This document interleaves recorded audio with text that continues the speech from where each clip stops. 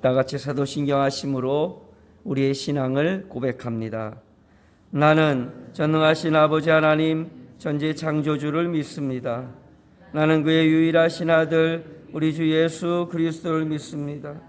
그는 성령으로 잉태되어 동정녀 마리아에게서 나시고 본디 빌라도에게 고난을 받아 십자가에 못 박혀 죽으시고 장사된 지 사흘 만에 죽은 자 가운데서 다시 살아나셨으며 하늘에 오르시어 전능하신 아버지 하나님 우편에 앉아 계시다가 거기로부터 살아있는 자와 죽은 자를 심판하러 오십니다. 나는 성령을 믿으며 거룩한 공교회와 성도의 교제와 죄를 용서받는 것과 몸의 부활과 영생을 믿습니다. 아멘. 오늘 함께 나눌 하나님의 말씀은 에베소서 5장 2절 말씀입니다. 에베소서 5장 2절. 제 성경으로는 신약성경 315쪽에 있는 말씀입니다.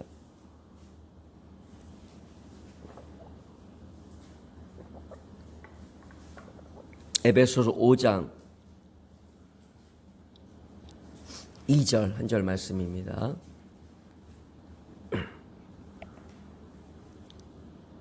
다 찾으신 줄 알고 함께 말씀을 봉독합니다. 시작. 그리스도께서 너희를 사랑하신 것 같이 너희도 사랑 가운데서 행하라.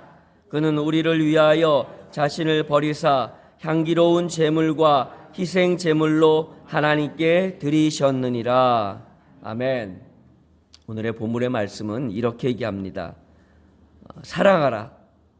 그런데 그 사랑은 어떤 사랑이어야 되냐면 그리스도께서 우리를 위해서 자기를 향기로운 제물과 희생 제물로 드린 것처럼 그렇게 그 사랑 가운데 거하라는 거죠.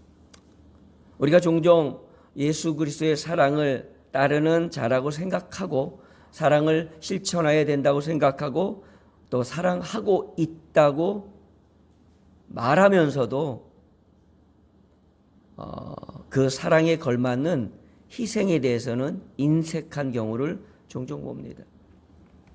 하나님은 우리 인류를 향하여 수많은 구원의 방법을 가지실 수 있는 분입니다. 그럼에도 불구하고 하나님이 택하신 하나의 방법은 희생 제물입니다. 그 많은 수없이 많은 다양한 방법 중에서 굳이 하나님은 이스라엘 백성에게 너희는 내게 희생의 제물로 나아오라라고 이야기하시면서 굳이 짐승을 죽여서 그 피를 제단에 뿌리고 그 몸을 쪼개고 그런 어떻게 보면 이 시대로 말하면 문화적이고 이성적이고 좀 시대적인 어떤 그런 모습이 아니라 좀 야만적인 모습으로 왜 그들에게 그렇게 했을까라는 생각을 하실 건데 이유는 하나입니다. 희생. 성경에 그 얘기가 무지막이 나옵니다. 내가 제사를 원한다고 했느냐? 심지어는요. 에레미야에서 보면요.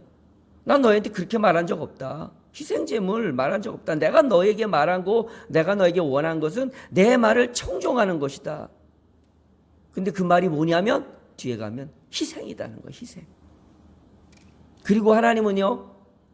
그 희생이라는 희생 제물을 앞에 드리는 그것을 완성하기 위해서 자신을 희생하시는 최고의 선택을 하십니다. 여러분 이거는 하나님이 수많은 가능성, 수많은 우리를 구원하는 방법들 중에서 하나님이 선택하신 방법이에요.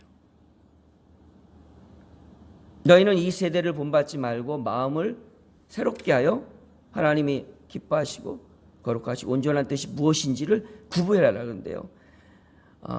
어느 세대가 더 믿음이 좋냐라고 비교하는 것은 어리석은 겁니다. 왜냐하면 시대마다 환경과 상황이 다르기 때문에. 그런데 분명히 이 시대에 잃어버린 게 있습니다. 그리고 이 시대에 우리에게 거짓으로 가르쳐주는 것이 있습니다. 그리고 우리 아이들은요. 이 시대의 그 가르침에 얼마나 합리화되어 있는지 모릅니다. 그게 뭐냐면 손해보지 않으려는 거예요. 여러분 이 시대가 말하고 있는 수많은 것들이 다 멋져 보이고 올바르다고 생각할 것입니다. 그런데 거기에 숨겨진 무서운 가르침이 있는데 그건 뭐냐면 손해보지 말라는 거예요. 여러분, 사랑은 희생입니다. 사랑은 손해입니다.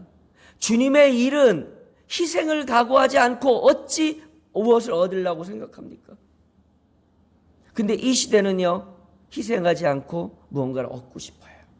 내가 손해보거나 내가 위험한 리스크를 떠안으려고 하지 않습니다.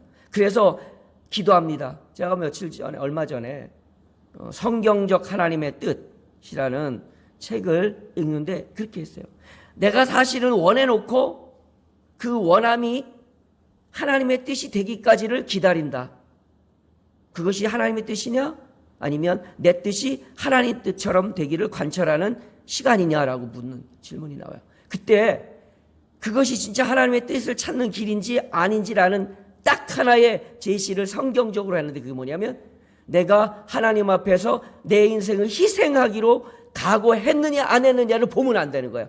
조금이라도 내가 희생하려고 하지 않으면, 손해보지 않고 고생하지 않으려고 하면 그건 내 뜻을 하나님 뜻이 되는 것처럼 끝까지 기다려보는 거예요. 물론 그것도 하나님 뜻입니다.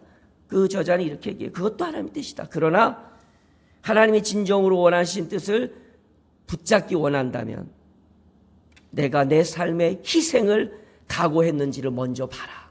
왜냐하면 하나님의 일은 희생 없이는 이루어지지 않기 때문이다. 예수 그리스도께서 그렇게 이 땅에 오셨는데 어찌 감히 우리가 희생 없이 무언가를 누리려고 하겠습니까? 오늘 본문이 이렇게 말합니다. 그리스도께서 너희를 사랑하신 것 같이 너희도 사랑 가운데서 행하라. 그리스도의 사랑을 우리가 행하는 것이 우리 크리스찬입니다. 우리가 모든 삶에 이 그리스도의 사랑처럼 사랑해야 되는데 성경은 빼도 박도 못하게 이렇게 말합니다. 그는 우리를 위하여 자신을 버렸다. 희생 제물로 드렸다. 아이들을 가르치면서 참 안타까운 게 하나 있어요. 다른 거는 아쉽지 않아요. 공부를 좀 못해는 거 공부 잘 시키는 거 어렵지도 않지만 또 그게 더 중요한 건 아니에요. 근데 진짜 가슴 아픈 건 뭐냐면 요즘 아이들은요, 요만큼도 자기에게 불이익이 오면 견디지 못해 합니다. 누군가를 위해서 내가 손해보는 일은 바보라고 생각합니다. 특히 자신의 쾌락과 자신의 즐거움에 방해받는다면 부모도 가만 안 둡니다. 누군가를 위해서 내가 희생하는 시대에 살았던, 어찌 보면 이것도 이상한 말처럼 들리지만 저의 여러분의 삶이 복되다는 사실을 기억하십시오. 지금보다 못 먹고 못 살았습니까? 그게 누구를 위한 것이었습니까? 나 혼자의 행복을 위했으면 굳이 선택하지 않을 일이었지만 가족과 이웃과 또 좀 더 폭넓게 좋게 미화해서 얘기한다면 나라 민족을 위해서 수고하고 희생했다. 어쩔 수 없었어요. 그래도 저는 그게 좋다고 생각합니다. 왜냐하면 어쩔 수 없었던 고난의 시대에 그것이 우리를 지키는 힘이었기 때문입니다. 아이들을 변화시키는 일을 하는 건 제가 누누이 말씀드리지만 고난의 자리에 내보내는 겁니다.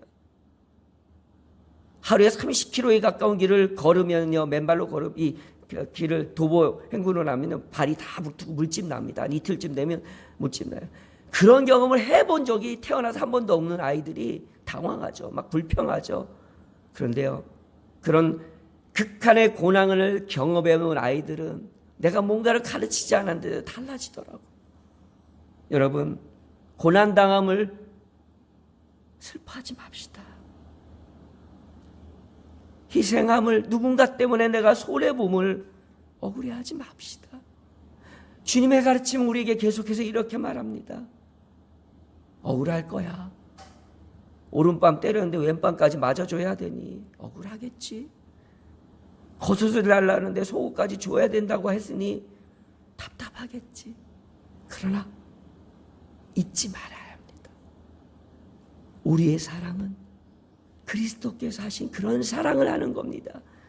나 손해보지 않으면서 누군가를 사랑한다는 것은 세상이 거짓으로 가르치는 사랑임을 기억하고, 오늘도 내가 교회를 위해서, 주님의 몸된 사역을 위해서 희생하는 걸 손해보는 것쯤으로 생각하는, 피해보는 것처럼 생각하는 이 시대 앞에서 너를 위해서 내 모든 것을 주었는데 너 지금 무엇하고 있니? 그거 조금 드렸다가 억울하고, 그거 좀 드렸다고 피해의식 갖고. 여러분, 우리의 삶은 이 땅에서 나그네의 삶입니다. 순례자의 삶입니다. 고난과 역경이 우리 앞에 닥쳐올 때 피하려고 좋은 펜션 속에 들어가 숨는 것이 아니라 내게 닥쳐진 그 험난한 광야의 길을 걸어가는 겁니다. 묵묵히 그 길 앞에 서서 그 길을 주님과 함께 걷기를 자청하는 것입니다. 분명히 말씀드립니다. 그것이 여러분에게 축복이 될 것입니다. 이 세대의 우리 청소년들과 다음 세대에게 꼭 가르쳐주고 싶은 것이 있다면 인생의 고통 앞에 직면하는 법입니다. 여러분의 자녀를 먹고 마시는 것에 내몰지 마십시오. 여러분의 자녀를 보호한다는 명목으로 요만큼도 고생하는 것을 못 참아하지 마십시오. 그냥 두십시오.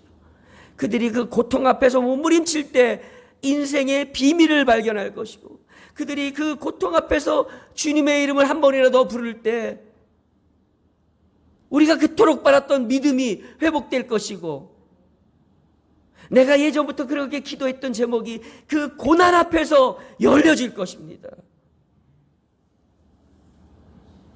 왜냐하면 하나님이 선택하신 최고의 방법이 희생이기 때문입니다. 기도하겠습니다. 하나님, 우리는 편한 거, 괜찮은 거, 안전한 거, 그리고 이게 하나님이 뜻이었으면 좋겠다고 생각합니다. 하나님, 그 길이 고난의 길이고, 그 길이 손해보는 일이고, 그 길이 힘든 일이라면, 주님,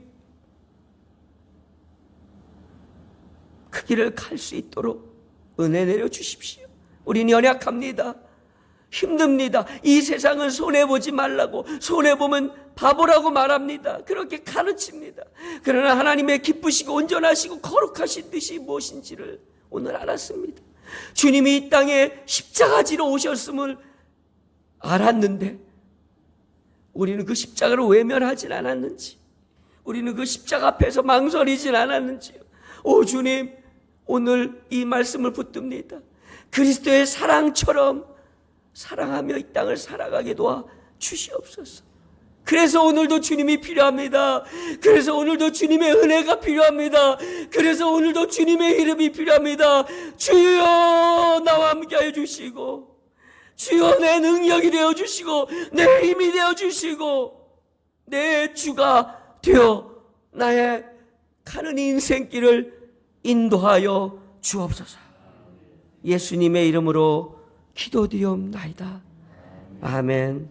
하늘에 계신 우리 아버지, 아버지의 이름을 거룩하게 하시며 아버지의 나라가 오게 하시며 아버지의 뜻이 하늘에서와 같이 땅에서도 이루어지게 하소서.